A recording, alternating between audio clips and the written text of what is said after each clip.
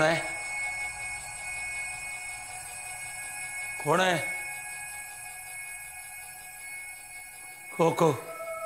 कोण आहे?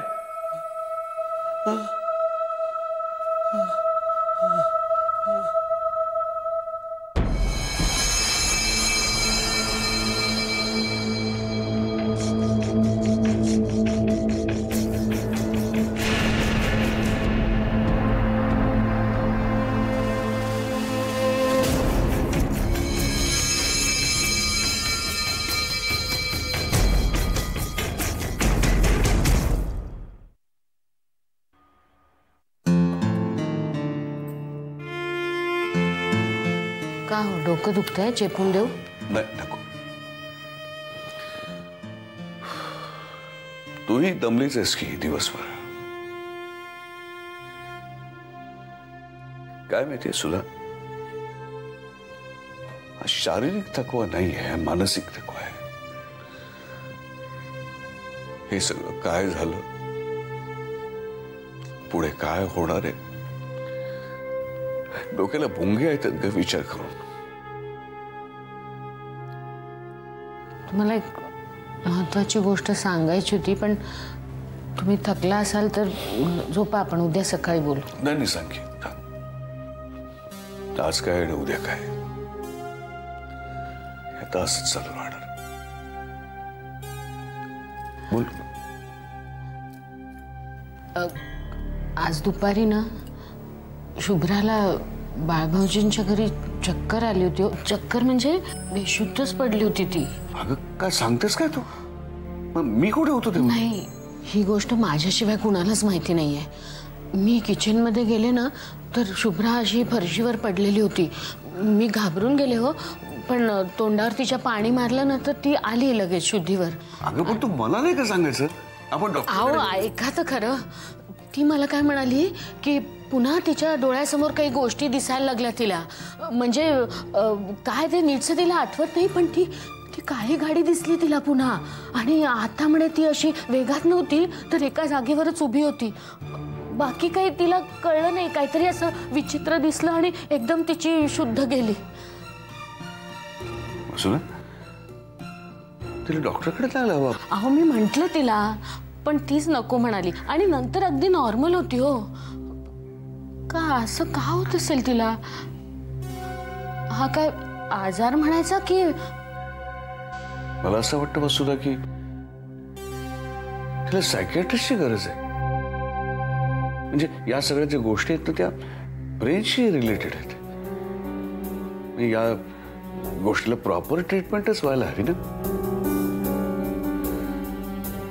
नाही तर या सगळ्याचा भोग तिला बिचारीला आयुष्यभर भोगावं लागेल का? आणि या सगळ्याचा परिणाम तिच्या तब्येतीवरती होईल ना. मग तुम्ही जरा आधीशी बोलाल का? बोलतो ना, आधीशी बोलतो. पण अडचण एवढीच आहे की आपण ट्रीटमेंट सुरू करायची आणि त्याचं अमेरिकेला जायचं ठरायचं, म्हणजे ट्रीटमेंट अर्धवट राहील ना. पण मग तसं त्या डॉक्टरांनाच विचारता येईल ना की असं झालं तर काय करायचं. बरोबर आहे तुझं. बोलतो मी आधीशी.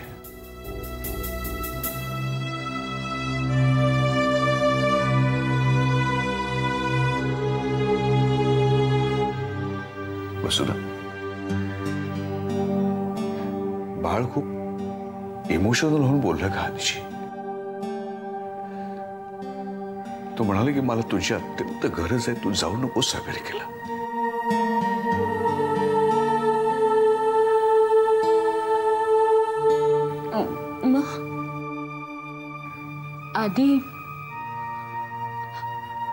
आधी तयार झाला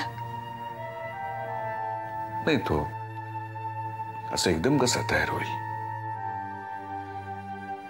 सगळेच निर्णय काही आपल्याला भावनेच्या आहारी जाऊन नाही घेता येत ना.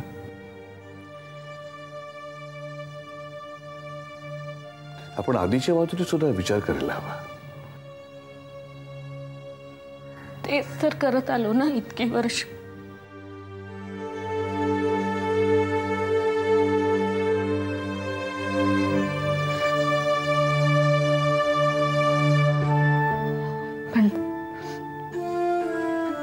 आदी आणि बाळभाऊजींच्या मधला दुरावा संपला, हे बरं झालं नाही? बाळ आणि निखित मधला दुरावा मात्र तसाच राहिला कायम.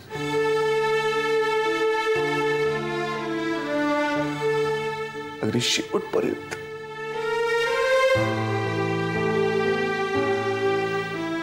आणि हा सल घेऊन बाळला सगळं उरलेलं आयुष्य काढावं लागणार. मला नुसतं विचार करून सुद्धा एवढा त्रास होतो. बाळ कसं सोसत असेल का हे सगळं?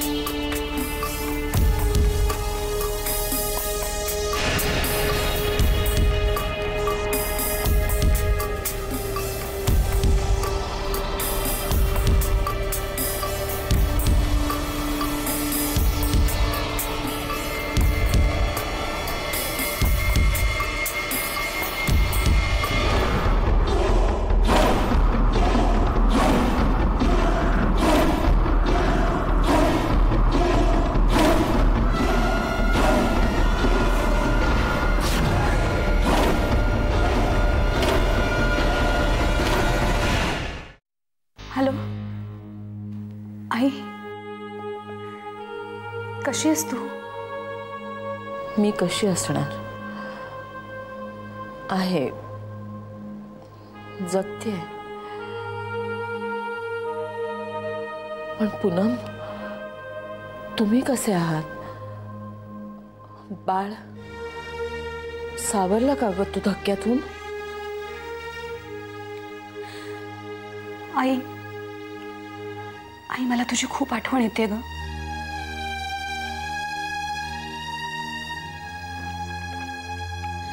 I'm missing you a lot. I need you. हो पूनम, मला सुद्धा कळलं ना तेव्हा वाटलं की पळून यावं तुझ्याकडे. आई, तुला कसं कळलं निखिल बद्दल? अगं, आधीचा फोन आला होता प्रियाला माझ्या समोर, ती इथेच होती तेव्हा. प्रिया, आई त्या मुलीने इतका त्रास दिलाय ना आम्हाला. काय केलं तिने? काय केलं? तिने इथे येऊन खूप मोठा तमाशा केला. निखिलला जाऊन काही तास सुद्धा झाले नव्हते. आणि आई, या मुलीने सुलेखावर नको नको ते आरोप केले ग. सुलेखावर? पूनम, माझं ऐक, मला इथे फार वेळ बोलू देणार नाही, पण मला कल्पना आहे प्रिया काय बोलली असेल त्याची. आणि ती बोलली आहे ना, ते सगळं खरं आहे. विश्वास ठेव. काय? पूनम, सुलेखाबद्दल अशा अनेक गोष्टी आहेत त्या आजपर्यंत आपल्याला माहित नव्हत्या. सुलेखाच्या भूतकाळाबद्दल मला अशा काही गोष्टी कळल्यात की. आई प्लीज. पूनम, पूनम, पूनम, पूनम, अगं. Hello, hello, hello Poonam.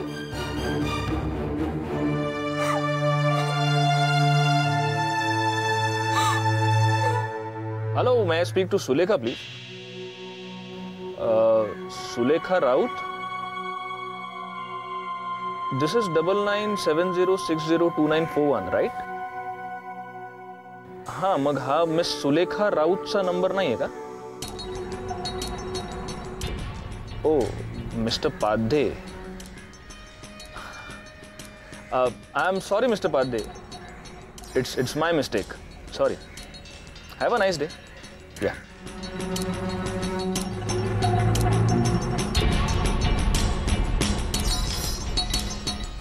खोटा नंबर दिलास, पण तुला शोधून काढणं फार कठीण नाहीये सुलेखा. मला एखादी गोष्ट मनापासून हवी असली ना की काहीच फार कठीण नसतं. आपली भेट होणार पुन्हा. This is not the end, just the beginning.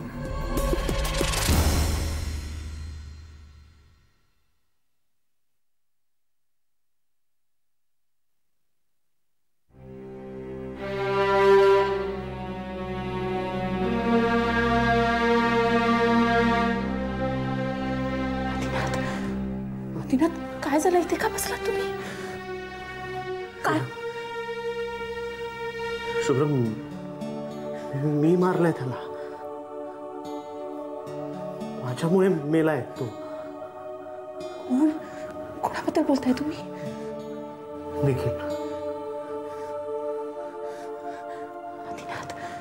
काय बोलताय तुम्ही?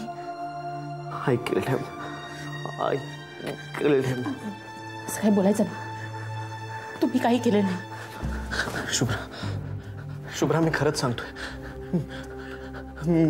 मी जर तुझा पहिला फोन घेतला असता किंवा तुझं म्हणणं ऐकलं असतं तर कदाचित निखिल वाचला असता.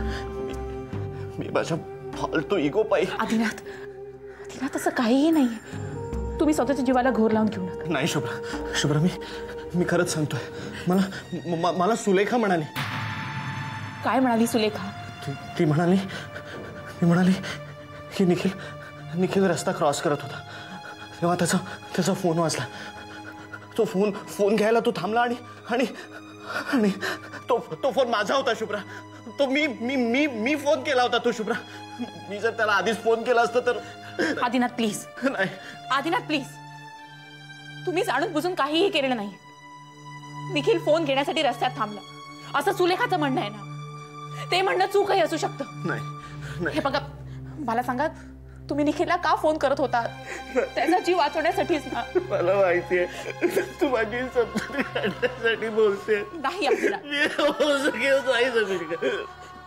प्लीज शांत व्हा. रडणं थांबवा आधी. तुम्ही काहीही केलेलं नाही. काहीच. माझ्याकडे बघ.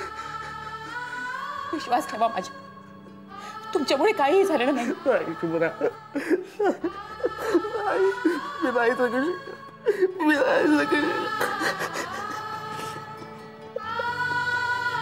काहीच केलेलं नाही आधी. काहीच केलं नाही.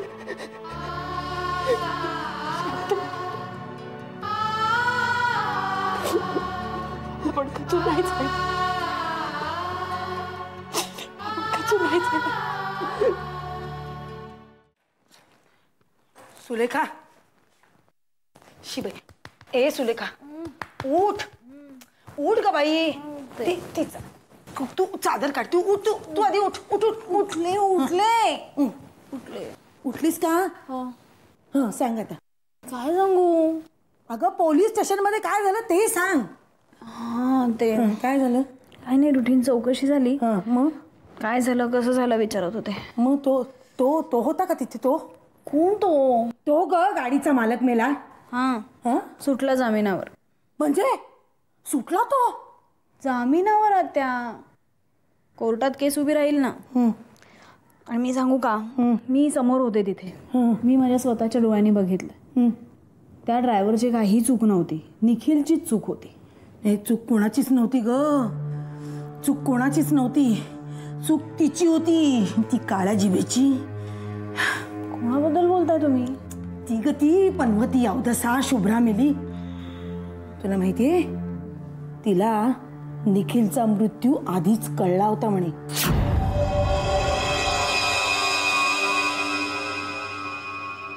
काय? हो मी स्वतः ऐकलंय तिचं आणि वहिनीचं बोलणं. तिच्या बोलण्यामुळेच गेला आपला निखिल.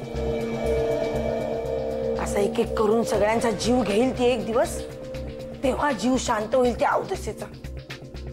पण मी काल चांगली सोडली तिला. म्हटलं इकडे आजूबाजूला फिरकशील तर खबरदार. काय गोड गोड बोलण्याची नाटकं करते, कसली भुरळ घालते. पण मी चांगलं खडसावलं तिला. मी म्हंटल तुझी डाळ मी इथे शिजू देणार नाही. माझ्या इथे तुझं काहीही चालणार नाही. निखिलचा मृत्यू आधीच कळला होता म्हणून. निखिलचा मृत्यू आधीच कळला होता म्हणून. निखिलचा मृत्यू आधीच कळला होता म्हणून. बोल रे विष्णू. काल तुझ्या फोनची वाट बघत होतो मी. मला काल जरा पोचायला उशीरच झाला. गाड्या उशिरा धावत होत्या ना, आणि वाड्यावर आलो तर सगळा पसारा होता. मग लगोलग कामालाच लागलो, त्यात विसरून गेलो. मालक, एक महत्वाचं म्हणजे तसं अजबच आहे, पण काय झालं आता? काल रात्री मी झोपायला जात होतो तर बाहेर मला कसला तरी प्रकाश दिसला. पाहिलं तर भुयाराच्या दिशेने तो प्रकाश येत होता. भुयाराच्या? हो. तिथे जाऊन बघतो तर काय, कुणीतरी तिथे एक कंदील ठेवला होता. भुयाराच्या आत कंदील? मला कळेच ना. आसपासची जागा स्वच्छ करून ठेवल्यासारखी वाटत होती आणि मध्ये कंदील. पण आजूबाजूला कुणीच नाही. मी थोडा वेळ वाट पाहिली, कुणीतरी असेल तर येऊन घेऊन जाईल ना. तर कोणीच आलं नाही. याचा अर्थ काय आहे मालक? आपल्या अपरोक्ष कोणीतरी वस्तीला आलं असणार तिथे. काय म्हणता? कोण असेल? नीट लक्ष देऊन राहा. कदाचित एखादा भुरटा चोरही असू शकतो. हवं तर जवळच्या पोलीस स्टेशनला जाऊन इन्स्पेक्टर साहेबांना वर्दी दे. हां. आणि सगळ्यात महत्वाचं म्हणजे स्वतःला जप. विनाकारण धोका पत्करू नकोस. कळतंय का? हो. आज रात्री बघतो ना कोण फिरकतोय का ते, आणि मग उद्या तुम्हाला कळवतो. श्रीराम श्रीराम.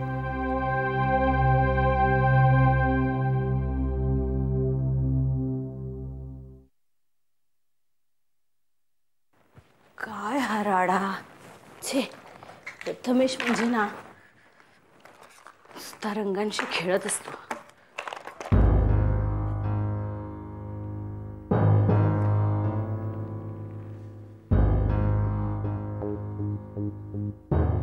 राधा, मी चलतो ग. अरे हो, आणि आज दुपारी बाळकाकाकडे जाणार आहे मी. तुझं का, तू येणार आहेस का? नाही, मी फोन करेन नंतर तुम्हाला. चल चल, येतो मी. एक मिनिट थांबा. काय आहे? तुम्ही निखिलच्या ऍक्सिडेंटबद्दल प्रथमेशशी काही बोलला होतात का? नाही, आपलं ठरलं होतं ना त्याला काही सांगायचं नाही म्हणून. आणि सांगायचं ठरवलं जरी असतं तरी आमच्यात कम्युनिकेशनचा केवढा मोठा लोचा आहे ठाऊक आहे ना तुला. चल, मी निघतो आता. एक मिनिट थांबा. हे चित्र पाहिलं?